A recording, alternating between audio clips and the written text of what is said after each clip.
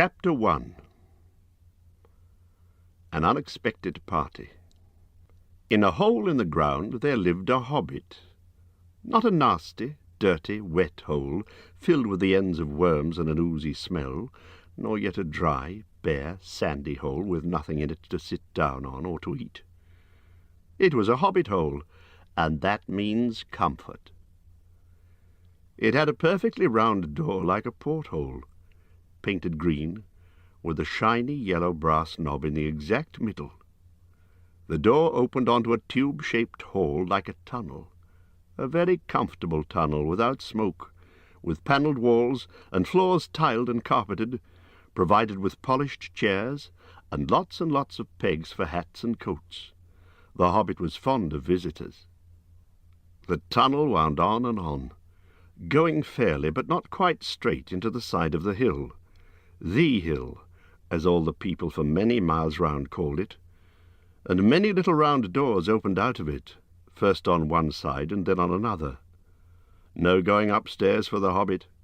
Bedrooms, bathrooms, cellars, pantries, lots of these, wardrobes, he had whole rooms devoted to clothes, kitchens, dining rooms, all were on the same floor, and indeed on the same passage. The best rooms were all on the left-hand side going in, for these were the only ones to have windows, deep-set round windows looking over his garden and meadows beyond, sloping down to the river. This hobbit was a very well-to-do hobbit, and his name was Baggins. The Bagginses had lived in the neighbourhood of the hill for time out of mind, and people considered them very respectable, not only because most of them were very rich, but also because they never had any adventures or did anything unexpected. You could tell what a Baggins would say on any question without the bother of asking him. This is a story of how a Baggins had an adventure, and found himself doing and saying things altogether unexpected. He may have lost the neighbours' respect, but he gained, well, you will see whether he gained anything in the end. The mother of our particular hobbit. What is a hobbit? I suppose hobbits need some description nowadays, since they've become rare and shy of the big people, as they call us. They are, or were, a little people, about half our height, and smaller than the bearded dwarves. Hobbits have no beards.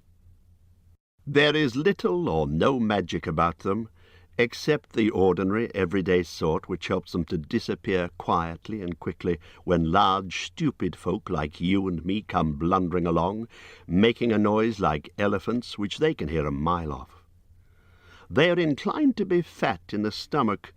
They dress in bright colours, chiefly green and yellow, wear no shoes, because their feet grow natural leathery soles and thick warm brown hair like the stuff on their heads, which is curly, have long clever brown fingers, good-natured faces, and laugh deep fruity laughs, especially after dinner, which they have twice a day when they can get it. Now you know enough to go on with. As I was saying, the mother of this hobbit, of Bilbo Baggins, that is, was the fabulous Belladonna Took, one of the 3 remarkable daughters of the old Took, head of the hobbits who lived across the water, the small river that ran at the foot of the hill. It was often said, in other families, that long ago one of the Took ancestors must have taken a fairy wife. That was, of course, absurd, but certainly there was still something not entirely hobbit-like about them, and once in a while members of the Took clan would go and have adventures. They discreetly disappeared, and the family hushed it up, but the fact remained that the Tooks were not as respectable as the Bagginses, though they were undoubtedly richer. Not that Belladonna Took ever had any adventures after she became Mrs. Bungo Baggins. Bungo, that was Bilbo's father, built the most luxurious hobbit hole for her, and partly with her money, that was to be found either under the hill, or over the hill, or across the water, and there they remained to the end of their days. Still it is probable that Bilbo, her only son, although he looked and behaved exactly like a second edition of his solid and comfortable father, got something a bit queer in his make-up from the Took side, something that only waited for a chance to come out. The chance never arrived until Bilbo Baggins was grown up, being about 50 years old or so, and living in the beautiful hobbit hole built by his father, which I have just described for you, until he had in fact apparently settled down immovably. By some curious chance, one morning long ago in the quiet of the world, when there was less noise and more green, and the hobbits were still numerous and prosperous, and Bilbo Baggins was standing at his door after breakfast, smoking an enormous long wooden pipe that reached nearly down to his woolly toes, neatly brushed, Gandalf came by. Gandalf. If you had heard only a quarter of what I have heard about him, and I have only heard very little of all there is to hear, you would be prepared for any sort of remarkable tale. Tales and adventures sprouted up all over the place wherever he went, in the most extraordinary fashion. He had not been down that way under the hill for ages and ages, not since his friend the old Took died, in fact, and the hobbits had almost forgotten what he looked like. He had been away over the hill and across the water on business of his own, since they were all small hobbit boys and hobbit girls. All that the unsuspecting Bilbo saw that morning was an old man with a staff. He had a tall, pointed blue hat, a long grey cloak, a silver scarf over which a white beard hung down below his waist, and immense black boots. "Good morning," said Bilbo, and he meant it. The sun was shining, and the grass was very green. But Gandalf looked at him from under long, bushy eyebrows that stuck out further than the brim of his shady hat. "What do you mean?" he said. "Do you wish me a good morning? Or mean that it is a good morning whether I want it or not? Or that you feel good this morning? Or that it is a morning to be good on?" "All of them at once," said Bilbo, "and a very fine morning for a pipe of tobacco out of doors into the bargain. If you have a pipe about you, sit down and have a fill of mine. There's no hurry. We have all the day before us." Then Bilbo sat down on a seat by his door, crossed his legs, and blew out a beautiful grey ring of smoke that sailed up into the air without breaking and floated away over the hill. "Very pretty," said Gandalf, "but I have no time to blow smoke rings this morning. I'm looking for someone to share in an adventure that I'm arranging, and it's very difficult to find anyone." "I should think so. In these parts. We're plain, quiet folk and have no use for adventures. Nasty, disturbing, uncomfortable things. Make you late for dinner. I can't think what anybody sees of them," said our Mr. Baggins, and stuck one thumb behind his braces and blew out another even bigger smoke ring. Then he took out his morning letters and began to read, pretending to take no more notice of the old man. He had decided that he was not quite his sort, and wanted him to go away. But the old man did not move. He stood leaning on his stick and gazing at the hobbit without saying anything, till Bilbo got quite uncomfortable and even a little cross. "Good morning," he said at last. "We don't want any adventures here, thank you. You might try over the hill or across the water." By this he meant that the conversation was at an end. "What a lot of things you do use good morning for," said Gandalf. "Now you mean you want to get rid of me, and that it won't be good till I move off." Not at all, my dear sir. Let me see, I don't think I know your name." Yes, my dear sir, and I do know your name, Mr. Bilbo Baggins. And you do know my name, though you don't remember that I belong to it. I am Gandalf, and Gandalf means me." To think that I should have lived to be good-morninged by Belladonna Tookson, as if I was selling buttons at the door. Gandalf! Gandalf! Good gracious me! Not the wandering wizard that gave old Took a pair of magic diamond studs that fastened themselves and never came undone till ordered? Not the fellow who used to tell such wonderful tales at parties about dragons and goblins and giants, and the rescue of princesses, and the unexpected luck of widows' sons? Not the man that used to make such particularly excellent fireworks? I remember those.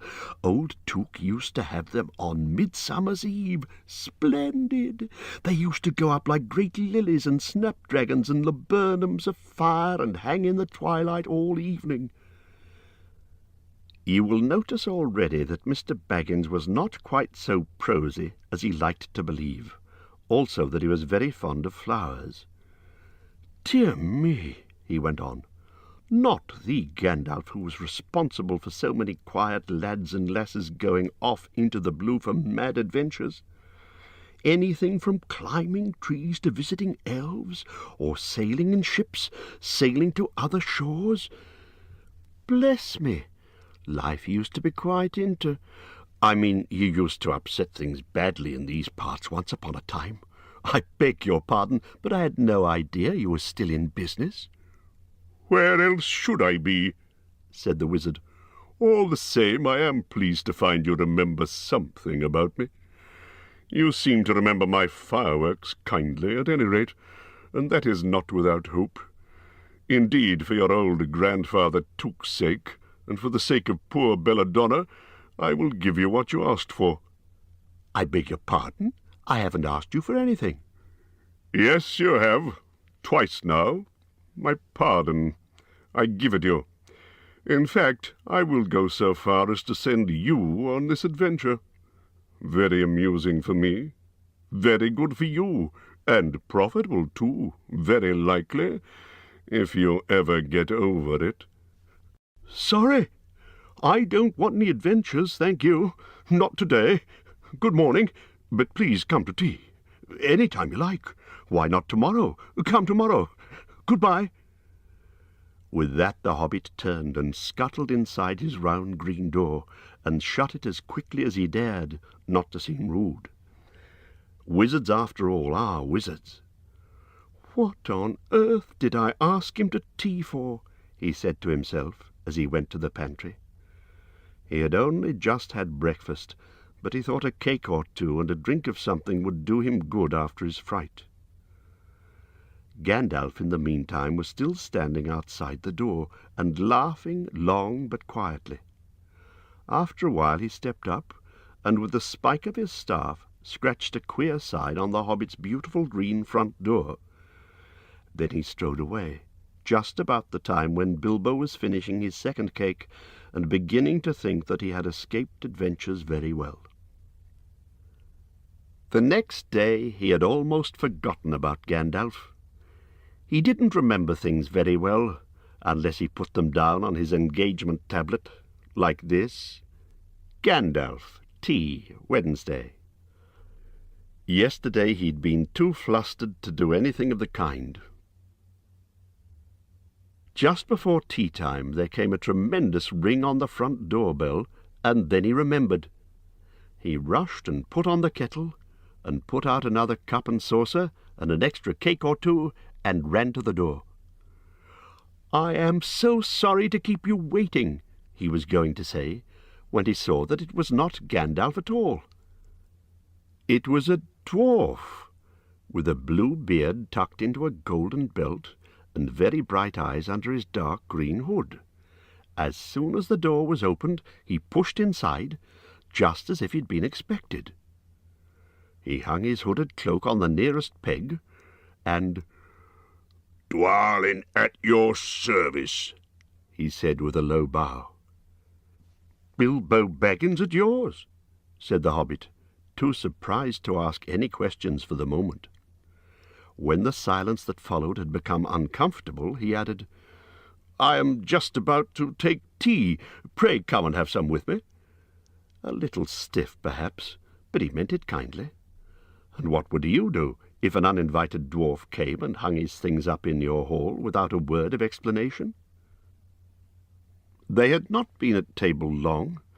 In fact, they had hardly reached the third cake when there came another, even louder ring at the bell. "Excuse me," said the hobbit, and off he went to the door. "So you have got here at last," was what he was going to say to Gandalf this time. But it was not Gandalf. Instead, there was a very old-looking dwarf on the step, with a white beard and a scarlet hood, and he too hopped inside as soon as the door was open, just as if he had been invited. "I see they've begun to arrive already," he said when he caught sight of Dwalin's green hood hanging up. He hung his red one next to it, and "Balin at your service," he said with his hand on his breast. "Thank you," said Bilbo with a gasp. It was not the correct thing to say, but "they have begun to arrive" had flustered him badly. He liked visitors, but he liked to know them before they arrived, and he preferred to ask them himself.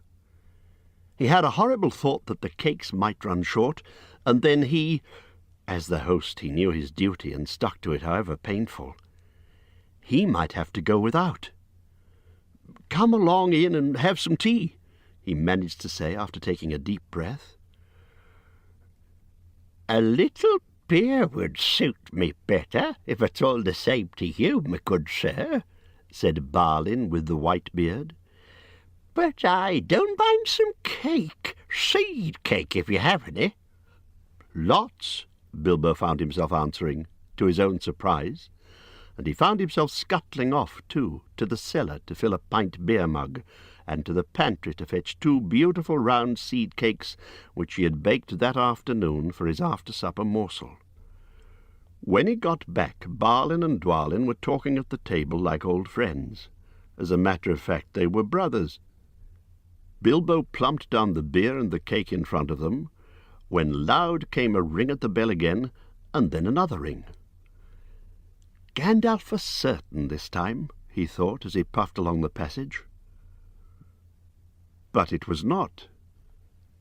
It was 2 more dwarves, both with blue hoods, silver belts, and yellow beards, and each one of them carried a bag of tools and a spade. In they hopped as soon as the door began to open. Bilbo was hardly surprised at all. "What can I do for you, my dwarves?" he said. "Keely at your service," said the one. "And Feely," added the other, and they both swept off their blue hoods and bowed. "At yours and your families," replied Bilbo, remembering his manners this time.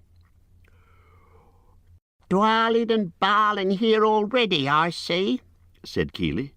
"Let us join the throng." "Throng," thought Mr. Baggins. "I don't like the sound of that.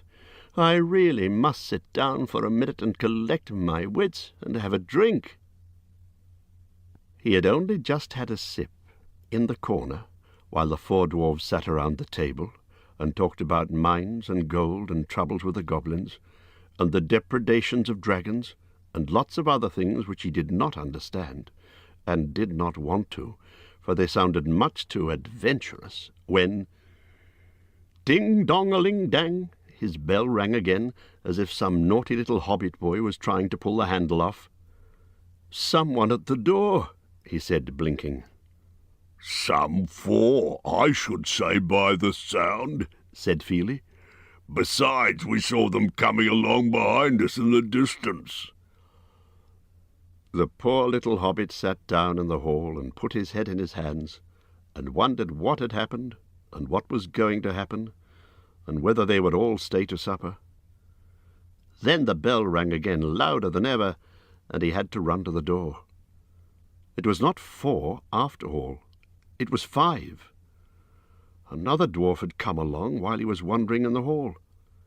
He had hardly turned the knob before they were all inside, bowing and saying, "At your service," one after another, Dori, Nori, Ori, Oin and Gloin were their names, and very soon 2 purple hoods, a grey hood, a brown hood, and a white hood were hanging on the pegs, and off they marched with their broad hands stuck in their gold and silver belts to join the others. Already it had almost become a throng. Some called for ale, and some for porter, and one for coffee, and all of them for cakes, so the Hobbit was kept very busy for a while. A big jug of coffee had just been set in the hearth, the seed cakes were gone, and the dwarves were starting on a round of buttered scones, when there came a loud knock. Not a ring, but a hard rat-tat on the Hobbit's beautiful green door. Somebody was banging with a stick. Bilbo rushed along the passage, very angry, and altogether bewildered and bewothered. This was the most awkward Wednesday he ever remembered.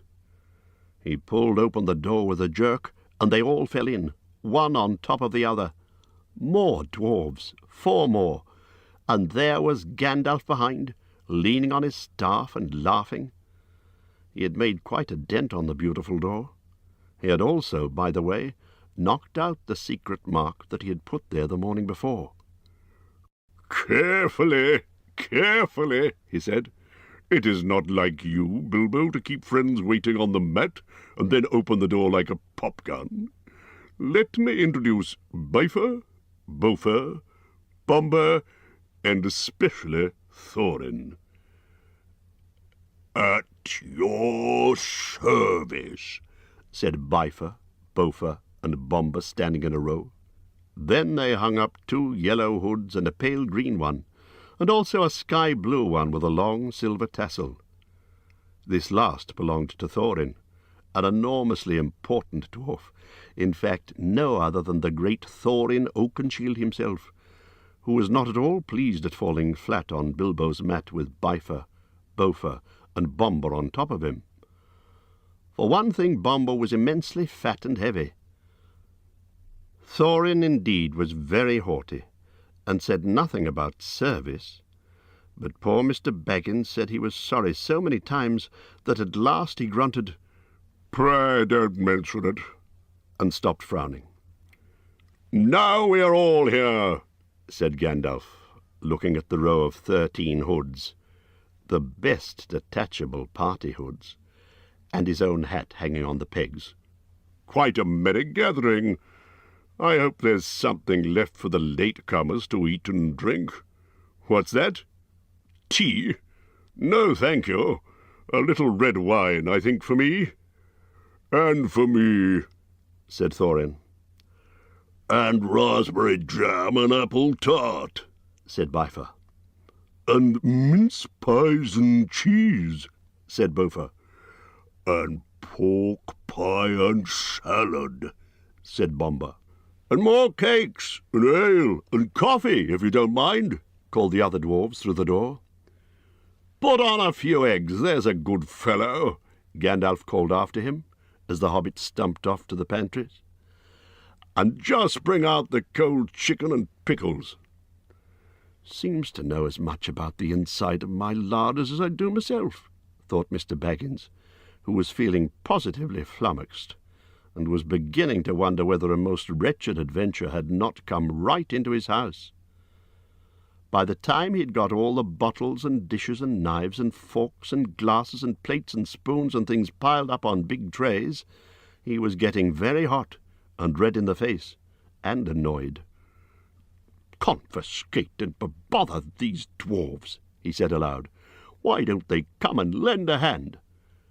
Lo and behold! There stood Balin and Dwalin at the door of the kitchen, and Feely and Keely behind them, and before he could say knife, they had whisked the trays and a couple of small tables into the parlour and set out everything afresh. Gandalf sat at the head of the party with the 13 dwarves all round, and Bilbo sat on a stool at the fireside, nibbling at a biscuit. His appetite was quite taken away, and trying to look as if this was all perfectly ordinary and not in the least an adventure. The dwarves ate and ate and talked, and time got on. At last they pushed their chairs back, and Bilbo made a move to collect the plates and glasses. "I suppose you will all stay to supper," he said in his politest, unpressing tones. "Of course," said Thorin. "And after. We shan't get through the business too late, and we must have some music first. Now to clear up." Thereupon the 12 dwarves, not Thorin, he was too important, and stayed talking to Gandalf, jumped to their feet and made tall piles of all the things. Off they went, not waiting for trays, balancing columns of plates, each with a bottle on the top, with one hand, while the hobbit ran after them almost squeaking with fright. "Please be careful, and please don't trouble. I can manage." But the dwarves only started to sing. "Chip the glasses and crack the plates, blunt the knives and bend the forks. That's what Bilbo Baggins hates. Smash the bottles and burn the corks. Cut the cloth and tread on the fat. Pour the milk on the pantry floor. Leave the bones on the bedroom mat. Splash the wine on every door. Dump the crocks in a boiling bowl. Pound them up with a thumping pole. And when you're finished, if any are whole, send them down the hall to roll. That's what Bilbo Baggins hates. So carefully, carefully with the plates." And of course they did none of these dreadful things, and everything was cleaned up and put away safe as quick as lightning, while the hobbit was turning round and round in the middle of the kitchen, trying to see what they were doing. Then they went back, and found Thorin with his feet on the fender smoking a pipe. He was blowing the most enormous smoke rings, and wherever he told one to go, it went, up the chimney, or behind the clock on the mantelpiece, or under the table, or round and round the ceiling. But wherever it went, it was not quick enough to escape Gandalf. Pop! He sent a smaller smoke ring from his short clay pipe straight through each one of Thorin's. Then Gandalf's smoke ring would go green and come back to hover over the wizard's head. He had quite a cloud of them about him already, and in the dim light it made him look strange and sorcerous. Bilbo stood still and watched. He loved smoke rings, and then he blushed to think how proud he had been yesterday morning of the smoke rings he had sent up the wind over the hill. "Now for some music," said Thorin. "Bring out the instruments." Keely and Feely rushed for their bags and brought back little fiddles. Dori, Nori, and Ori brought out flutes from somewhere inside their coats. Bomber produced a drum from the hall. Bifur and Bofer went out too, and came back with clarinets that they had left among the walking sticks. Dwalin and Balin said, "Excuse me, I left mine in the porch." "Just bring mine in with you," said Thorin. They came back with vials as big as themselves, and with Thorin's harp wrapped up in a green cloth. It was a beautiful golden harp, and when Thorin struck it the music began all at once, so sudden and sweet that Bilbo forgot everything else, and was swept away into dark lands under strange moons, far over the water and very far from his hobbit hole under the hill.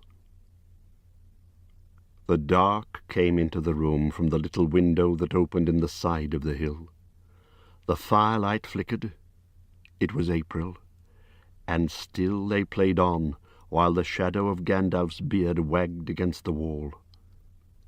The dark filled all the room, and the fire died down, and the shadows were lost, and still they played on. And suddenly first one and then another began to sing as they played, deep-throated singing of the dwarves in the deep places of their ancient homes, and this is like a fragment of their song. "Far over the misty mountains cold, to dungeons deep and caverns old, we must away ere break of day, to seek the pale enchanted gold. The dwarves of yore made mighty spells, while hammers fell like ringing bells, in places deep where dark things sleep, in hollow halls beneath the fells.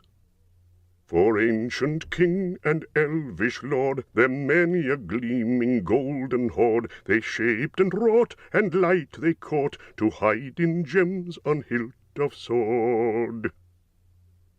On silver necklaces they strung the flowering stars, on crowns they hung the dragon fire, in twisted wire they meshed the light of moon and sun. Far over the misty mountains cold, to dungeons deep and caverns old, we must away ere break of day, to claim our long-forgotten gold. Goblets they carved there for themselves, and harps of gold, where no man delves, there lay they long, and many a song was sung unheard by men or elves. The pines were roaring on the height, the winds were moaning in the night, the fire was red, it flaming spread, the trees like torches blazed with light. The bells were ringing in the dale, and men looked up with faces pale. The dragons are more fierce than fire, laid low their towers and houses frail. The mountains smoked beneath the moon, the dwarves they heard the tramp of doom, they fled their hall to dying fall, beneath his feet, beneath the moon. Far over the misty mountains grim, to dungeons deep and caverns dim, we must away ere break of day, to win our harps and gold from him. As they sang, the hobbit felt the love of beautiful things, made by hands and by cunning and by magic, moving through him, a fierce and jealous love, the desire of the hearts of dwarves. Then something tookish woke up inside him, and he wished to go and see the great mountains, and hear the pine trees and the waterfalls, and explore the caves, and wear a sword instead of a walking stick. He looked out of the window. The stars were out in a dark sky above the trees. He thought of the jewels of the dwarves shining in dark caverns. Suddenly, in the wood beyond the water, a flame leapt up, probably somebody lighting a wood fire, and he thought of plundering dragons settling on his quiet hill and kindling it all to flames. He shuddered, and very quickly he was plain Mr. Baggins of Bag End, Underhill, again. He got up trembling. He had less than half a mind to fetch the lamp, and more than half a mind to pretend to, and go and hide behind the beer barrels in the cellar, and not come out again until all the dwarves had gone away. Suddenly he found that the music and the singing had stopped, and they were all looking at him with eyes shining in the dark. "Where are you going?" said Thorin, in a tone that seemed to show that he guessed both halves of the hobbit's mind. What about a little light?" said Bilbo apologetically. "We like the dark," said the dwarves. "Dark for dark business. There are many hours before dawn." "Of course," said Bilbo, and sat down in a hurry. He missed the stool and sat in the fender, knocking over the poker and shovel with a crash. "Hush," said Gandalf. "Let Thorin speak."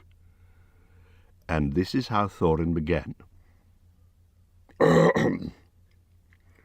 "Gandalf, dwarves, and Mr. Baggins, we are met together in the house of our friend and fellow conspirator, this most excellent and audacious hobbit. May the hair on his toes never fall out. All praise to his wine and ale." He paused for breath and for a polite remark from the hobbit, but the compliments were quite lost on poor Bilbo Baggins, who was wagging his mouth in protest at being called audacious, and worst of all, fellow conspirator, though no noise came out, he was so flummoxed. So Thorin went on. We are met to discuss our plans, our ways, means, policies, and devices. We shall soon, before the break of day, start on our long journey, a journey from which some of us, or perhaps all of us, except our friend and counselor, the ingenious wizard Gandalf, may never return. It is a solemn moment. Our object is, I take it, well known to us all. To the estimable Mr. Baggins, and perhaps to one or two of the younger dwarves, I think I should be right in naming Keeley and Feeler, for instance. The exact situation at the moment may require a little brief explanation. This was Thorin's style. He was an important dwarf. If he had been allowed, he would probably have gone on like this until he was out of breath, without telling anyone there anything that was not known already. But he was rudely interrupted. Poor Bilbo couldn't bear it any longer. At "may never return," he began to feel a shriek coming up inside, and very soon it burst out like the whistle of an engine coming out of a tunnel. All the dwarves sprang up, knocking over the table. Gandalf struck a blue light on the end of his magic staff, and in its firework glare the poor little hobbit could be seen kneeling on the hearth-rug, shaking like a jelly that was melting. Then he fell flat on the floor and kept on calling out, "Struck by lightning! Struck by lightning!" over and over again, and that was all they could get out of him for a long time. So they took him and laid him out of the way on the drawing-room sofa, with a drink at his elbow, and they went back to their dark business. "Excitable little fellow," said Gandalf as they sat down again. "Gets funny queer fits, but he's one of the best, as fierce as a dragon in a pinch." If you have ever seen a dragon in a pinch, you will realize that this was only poetical exaggeration applied to any hobbit, even to old Took's great-grand-uncle Bullroarer, who was so huge, for a hobbit, that he could ride a horse. He charged the ranks of the goblins of Mount Graham in the Battle of the Green Fields, and knocked their king Golfimble's head clean off with a wooden club. It sailed 100 yards through the air and went down a rabbit-hole, and in this way the battle was won, and the game of golf invented at the same moment.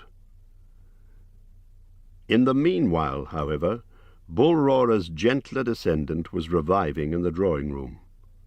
After a while, at a drink, he crept nervously to the door of the parlour. This is what he heard. Gloin speaking. "Humph!" Or some snort, more or less like that. "Will he do you think? It is all very well for Gandalf to talk about this hobbit being fierce, but one shriek like that in a moment of excitement would be enough to wake the dragon and all his relatives and kill the lot of us. I think it sounded more like fright than excitement. In fact, if it had not been for the sign on the door, I should have been sure we'd come to the wrong house. As soon as I clapped eyes on the little fellow bobbing and puffing on the mat, I had my doubts. He looks more like a grocer than a burglar." Then Mr. Baggins turned the handle and went in. The Took side had won. He suddenly felt he would go without bed and breakfast to be thought fierce. As for little fellow bobbing on the mat, it almost made him really fierce. Many a time afterwards the Baggins part regretted what he did now, and he said to himself, "Bilbo, you were a fool. You walked right in and put your foot in it." "Pardon me," he said, "if I've overheard words that you were saying. I don't pretend to understand what you're talking about, or your reference to burglars, but I think I'm right in believing," this is what he called being on his dignity, "that you think I'm no good. I will show you. I have no signs on my door. It was painted a week ago, and I'm quite sure you've come to the wrong house. As soon as I saw your funny faces on the doorstep, I had my doubts. But treat it as the right house. Tell me what you want done, and I'll try it, if I have to walk from here to the east of East and fight the wild wereworms in the last desert. I had a great-great-great-granduncle once, Bull Roarer Took, and—" Yes, but that was long ago," said Gloin. "I was talking about you, and I assure you there is a mark on this door, the usual one in the trade, or used to be. Burglar wants a good job, plenty of excitement and reasonable reward. That's how it's usually read. You can say expert treasure hunter instead of burglar if you like. Some of them do. It's all the same to us. Gandalf told us that there was a man of the sort in these parts looking for a job at once, and that he had arranged for a meeting here this Wednesday tea-time." "Of course there's a mark," said Gandalf. "I put it there myself, for very good reasons. You asked me to find the 14th man for your expedition, and I chose Mr. Baggins. Just let anyone say I chose the wrong man or the wrong house, and you can stop at 13 and have all the bad luck you like, or go back to digging coal." He scowled so angrily at Gloin that the dwarf huddled back in his chair, and when Bilbo tried to open his mouth to ask a question, he turned and frowned at him and stuck out his bushy eyebrows, till Bilbo shut his mouth tight with a snap. "That's right," said Gandalf. "Let's have no more argument. I have chosen Mr. Baggins, and that ought to be enough for all of you. If I say he is a burglar he is, or will be when the time comes. There's a lot more in him than you guess, and a deal more than he has any idea of himself. You may possibly all live to thank me yet. Now, Bilbo, my boy, fetch the lamp, and let's have a little light on this." On the table, in the light of a big lamp, with a red shade, he spread a piece of parchment rather like a map. "This was made by Thror, your grandfather, Thorin," he said in answer to the dwarves' excited questions. "It is a plan of the mountain." "I don't see that this will help us much," said Thorin, disappointedly after a glance. "I remember the mountain well enough and the lands about it, and I know where Mirkwood is, and the withered heath where the great dragons bred." "There's a dragon marked in red on the mountain," said Balin, "but it will be easy enough to find him without that, if ever we arrive there." "There is one point that you haven't noticed," said the wizard, "and that is the secret entrance. You see that rune on the west side, and the hand pointing to it from the other runes? That marks a hidden passage to the lower halls." "It may have been secret once," said Thorin, "but how do we know that it is secret any longer? Old Smaug has lived there long enough now to find out anything there is to know about those caves." "He may, but he can't have used it for years and years." "Why?" "Because it is too small. 5 feet high the door, and 3 may walk abreast, say the runes. But Smaug could not creep into a hole that size, not even when he was a young dragon, certainly not after devouring so many of the dwarves and men of Dale." "It seems a great big hole to me," squeaked Bilbo, who had no experience of dragons and only of hobbit holes. He was getting excited and interested again, so that he forgot to keep his mouth shut. He loved maps, and in his hall there hung a large one of the country round, with all his favourite walks marked on it in red ink. How could such a large door be kept secret from everybody outside, apart from the dragon? He asked. He was only a little hobbit, you must remember. "In lots of ways," said Gandalf. "But in what way this one has been hidden we don't know without going to see. From what it says on the map, I should guess there's a closed door which has been made to look exactly like the side of the mountain. That is the usual dwarves' method. I think that is right, isn't it?" "Quite right," said Thorin. "Also," went on Gandalf, "I forgot to mention that with the map went a key, a small and curious key. Here it is," he said, and handed to Thorin a key with a long barrel and intricate wards made of silver. "Keep it safe." "Indeed I will," said Thorin, and he fastened it upon a fine chain that hung about his neck and under his jacket. "Now things begin to look more hopeful. This news alters them much for the better. So far we've had no clear idea what to do. We thought of going east, as quiet and careful as we could, as far as the Long Lake. After that the trouble would begin." "A long time before that, if I know anything about the roads east," interrupted Gandalf. "We might go from there up along the river running," went on Thorin, taking no notice, "and so to the ruins of Dale, the old town in the valley there, under the shadow of the mountain. But we none of us liked the idea of the front gate. The river runs right out of it through the great cliff at the south of the mountain, and out of it comes the dragon, too, far too often, unless he's changed." "That would be no good," said the wizard. "Not without a mighty warrior, even a hero. I tried to find one, but warriors are busy fighting one another in distant lands, and in this neighbourhood heroes are scarce, or simply not to be found. Swords in these parts are mostly blunt, and axes are used for trees, and shields as cradles or dish covers, and dragons are comfortably far off, and therefore legendary. That is why I settled on burglary, especially when I remembered the existence of a side door. And here is our little Bilbo Baggins, the burglar, the chosen and selected burglar. So now let's get on and make some plans."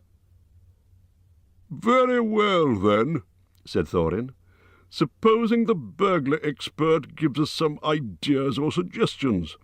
He turned with mock politeness to Bilbo. "First, I should like to know a bit more about things," said he, feeling all confused and a bit shaky inside, but so far still tookishly determined to go on with things. "I mean about the gold and the dragon and all that, and how it got there, and who it belongs to, and so on and further." "Bless me," said Thorin. "Haven't you got a map? And didn't you hear our song? And haven't we been talking about all this for hours?"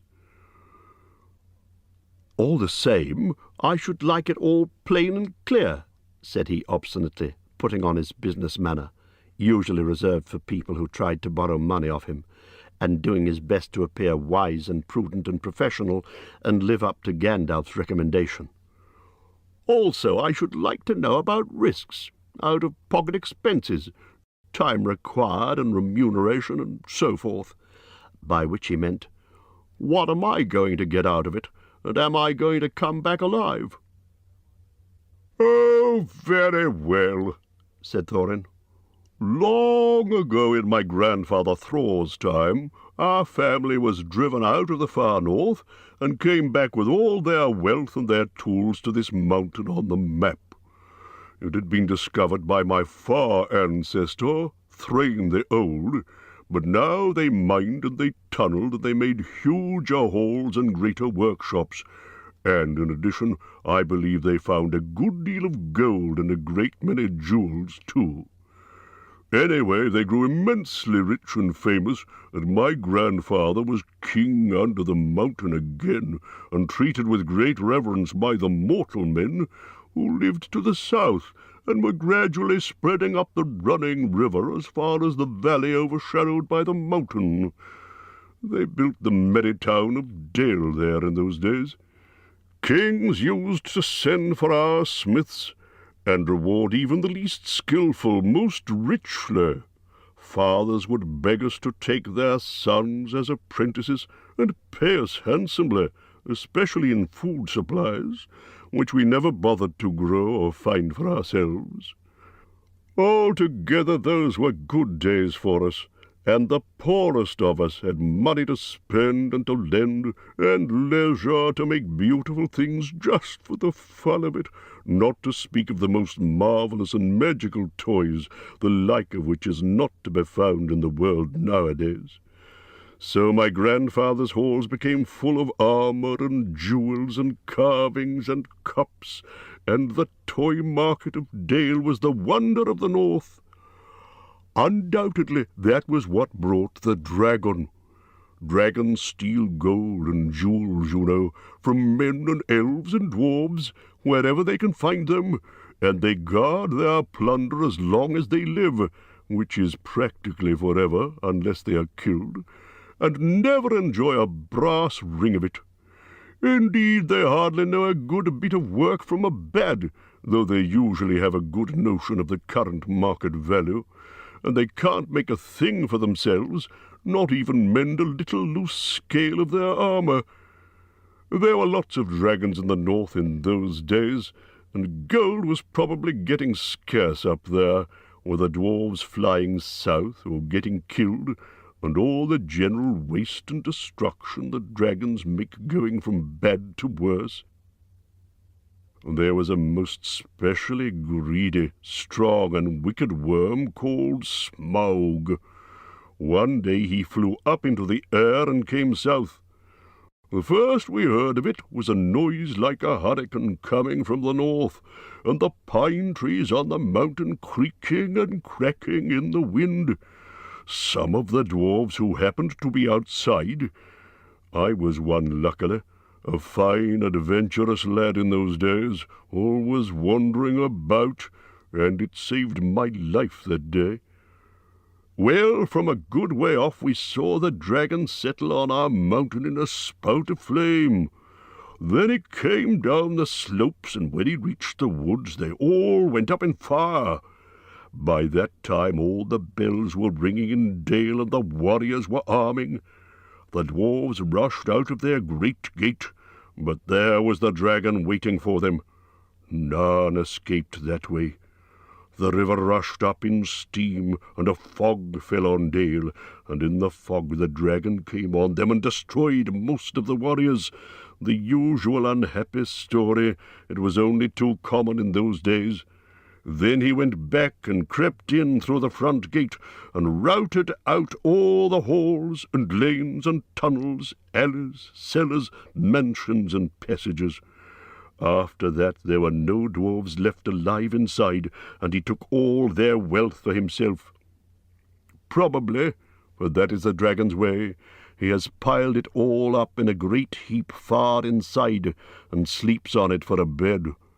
Later he used to crawl out of the great gate and come by night to Dale, and carry away people, especially maidens, to eat, until Dale was ruined, and all the people dead or gone.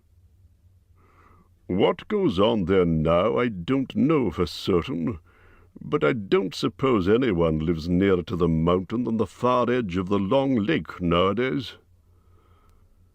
The few of us that were well outside sat and wept in hiding, and cursed Smaug.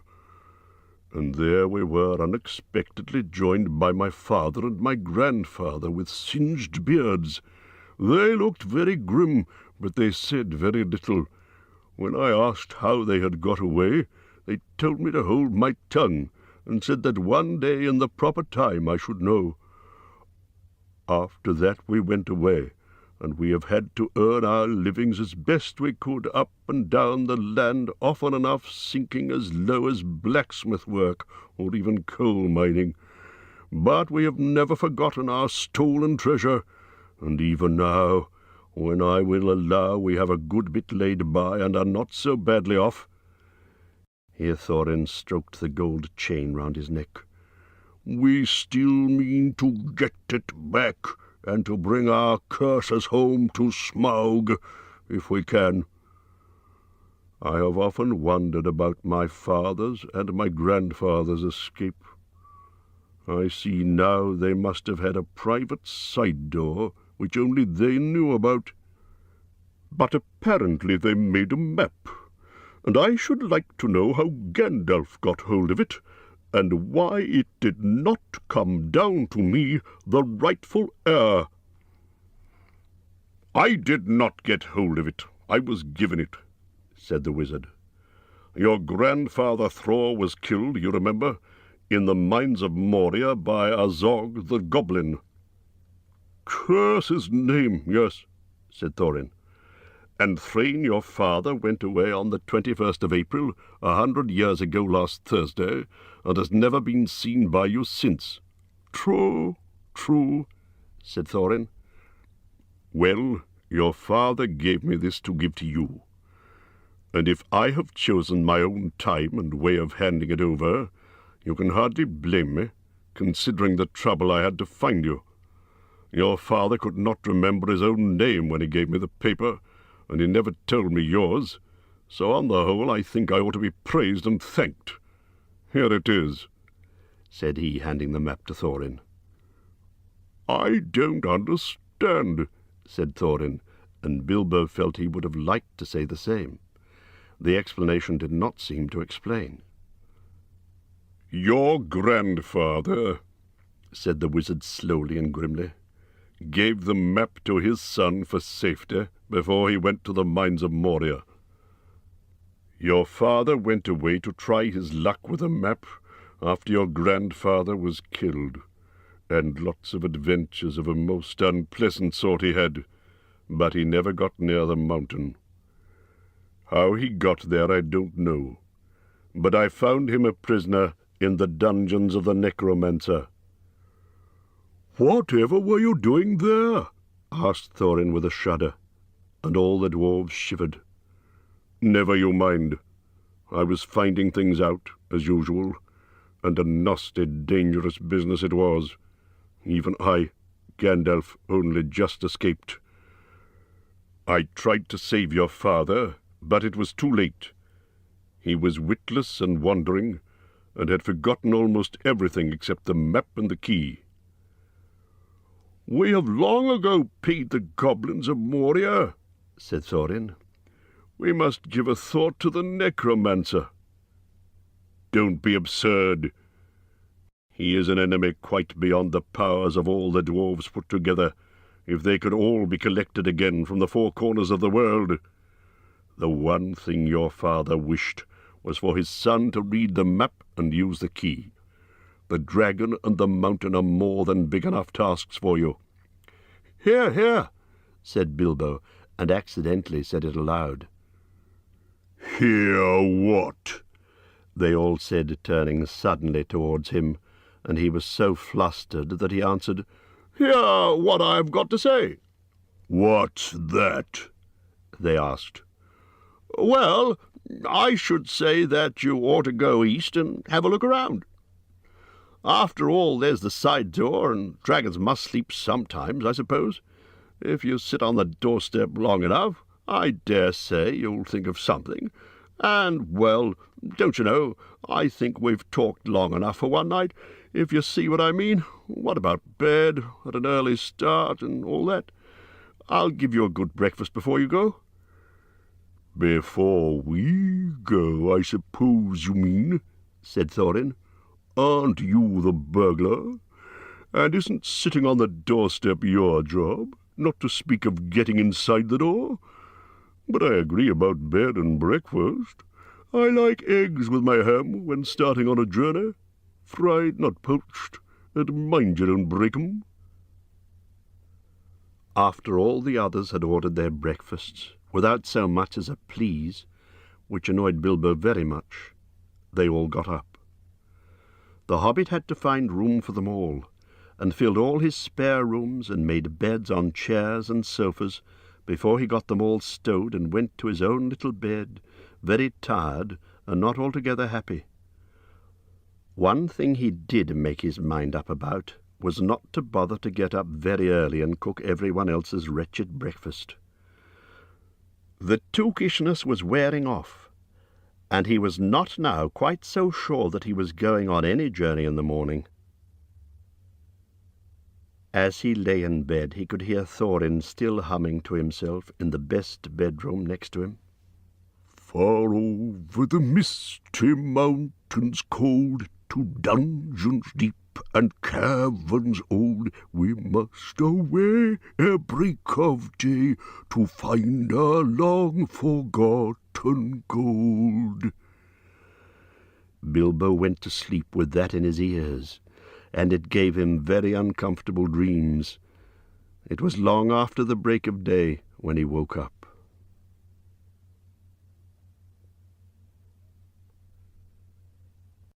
Chapter 2. Roast Mutton. Up jumped Bilbo, and putting on his dressing gown, went into the dining room. There he saw nobody, but all the signs of a large and hurried breakfast. There was a fearful mess in the room, and piles of unwashed crocks in the kitchen. Nearly every pot and pan he possessed seemed to have been used. The washing up was so dismally real that Bilbo was forced to believe the party of the night before had not been part of his bad dreams, as he had rather hoped. Indeed, he was really relieved after all to think that they had all gone without him, and without bothering to wake him up. But with never a thank you, he thought, and yet, in a way, he couldn't help feeling just a trifle disappointed. The feeling surprised him. "Don't be a fool, Bilbo Baggins," he said to himself, "thinking of dragons and all that outlandish nonsense at your age." So he put on an apron, lit fires, boiled water, and washed up. Then he had a nice little breakfast in the kitchen before turning out the dining room. By that time the sun was shining, and the front door was open, letting in a warm spring breeze. Bilbo began to whistle loudly and to forget about the night before.